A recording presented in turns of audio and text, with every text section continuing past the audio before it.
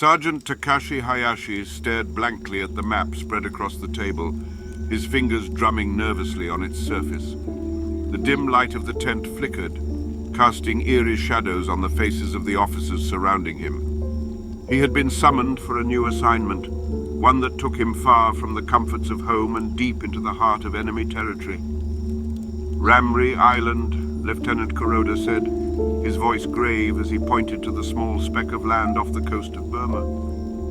We have intelligence that the British are planning an attack to take control of the island. Your unit will be dispatched to secure and defend our strategic position. Takashi nodded, his heart sinking at the thought of leaving his family behind.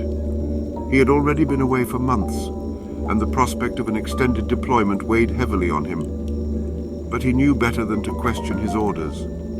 The journey to Ramree Island was long and arduous. The damp heat of the Burmese jungle clung to Takashi and his comrades like a suffocating blanket. As they trudged through the dense foliage, he couldn't shake the feeling that they were being watched. He dismissed the sensation as paranoia, a symptom of his mounting anxiety. Upon arriving at the island, they were greeted by an eerie silence. The local villagers, who had been pressed into service as laborers by the Japanese forces, seemed to avoid eye contact, their faces etched with fear.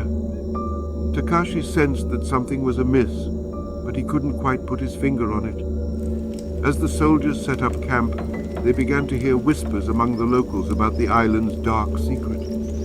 Stories of a terrible curse that haunted the swampy depths of Ramree, of monstrous creatures that lurked just beneath the murky waters, waiting to drag unsuspecting souls to their doom.